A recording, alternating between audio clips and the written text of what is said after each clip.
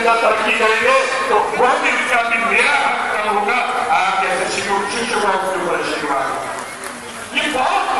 ये कैसा संबंध है जिसको शायद इंसान कभी सही तरीके से समझ नहीं पाया।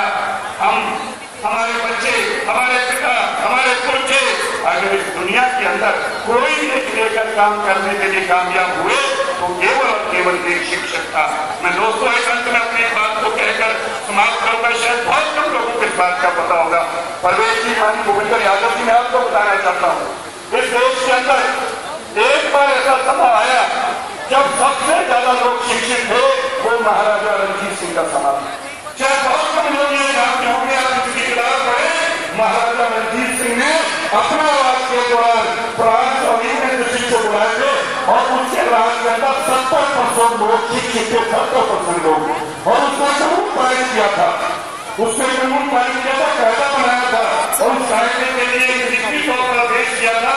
इस कायदे की 10 कापियां बनाकर हर पटवारी अपने राज्य के अंदर बांटेगा और रोज उसको कापी देगा, उसे लिखित तौर पर देगा कि उसने 10 अपने हाथ से वो कायदे लिखकर आगे बच्चों को पढ़ाया। ये शिक्षा का कारण था कि एक महाराजा रणजीत सिंह जो अनपढ़ था, जिसके पास कोई अनुभव नहीं था, जो गांव से उसके से निकला था, लेकिन देश को एक भारत देने कामयाब रहा।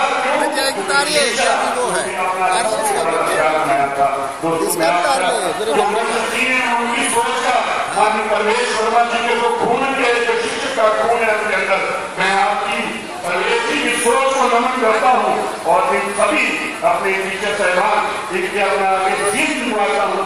नतमस्तक हूँ आपके आगे, आपकी महानता के आगे, जिस महानता के कारण इस देश की, इस दुनिया के अंदर जो सबसे बुद्धिजीवी पैदा हुए, जो सबसे बुद्धिजीवी अपना नाम करने में कामयाब हुए, वह भी केवल और केवल अपने शिक्षक के कारण हुए।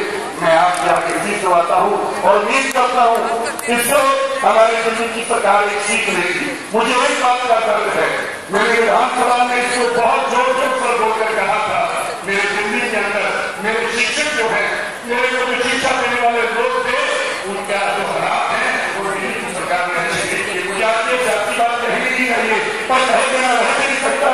20,000 टीचरों को पक्के करने का मसला था, मैंने विधानसभा के अंदर कहा था, माननीय शिक्षा मंत्री जी, मनीष सिसोदिया की सियासत मत कीजिए, इनके साथ सियासत मत कीजिए, इनके साथ सियासत नहीं पड़ेगी। ये मेरे और आपके बच्चों को शिक्षा देने वाले लोग हैं, ये समाज को आगे बढ़ाने वाले लोग हैं। इनको ड्रामेबाजी में और राजनीति में मत हो जाइए। 20,000 शिक्षकों को हमें पक्का करना है तो कोर्ट पर जो केस पेंडिंग है, कोर्ट को जाके बताइए कि